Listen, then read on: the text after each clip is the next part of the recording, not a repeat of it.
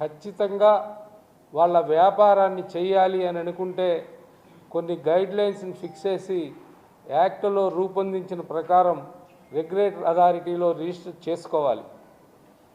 అలానే ఎవరైతే డెవలపర్ కానీ బిల్డర్ కానీ ప్రమోటర్ కానీ చేతిలో మోసపోయారో వాళ్ళు రెగ్యులేటర్ అథారిటీని టచ్ చేయొచ్చు. వారికి జరిగిన నష్టాన్ని కంప్లైంట్ రూపేణ రెగ్యులేటరీ అథారిటీకి ఇస్తే త్వరితగతిన రెగ్యులేటర్ అథారిటీ దాన్ని పరిష్కరించి వారికి తగిన న్యాయం చేకూర్చడమే రెగ్యులేటర్ అథారిటీ ముఖ్యమైన బాధ్యత. దీంట్లో భాగంగా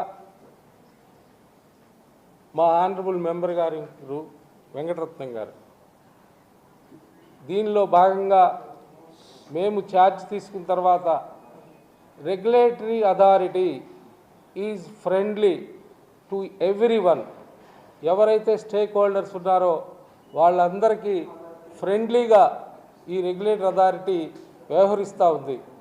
వాళ్ళు అప్లికేషన్ పెట్టుకున్న అతి కొద్ది సమయంలోనే అన్ని డాక్యుమెంట్స్ కనుక వాళ్ళు సబ్మిట్ చేసిన పక్షంలో ఇమ్మీడియట్గా వాళ్ళకి నెంబరింగ్ ఇవ్వడం జరుగుతూ ఉంది.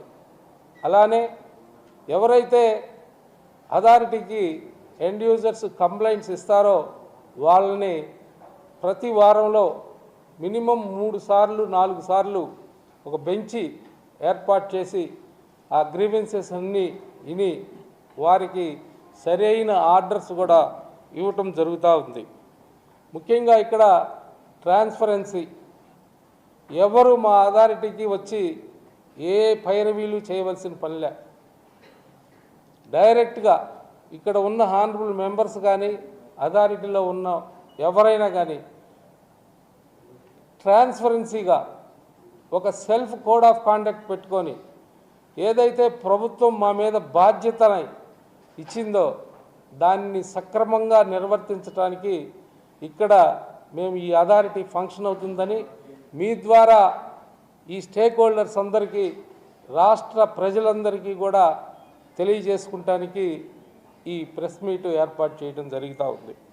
పోతే ఈ ప్రమోషన్ ఏదైతే ఉందో అథారిటీ యాక్ట్ ప్రకారం ప్రమోషన్లో భాగంగా ఈ నెల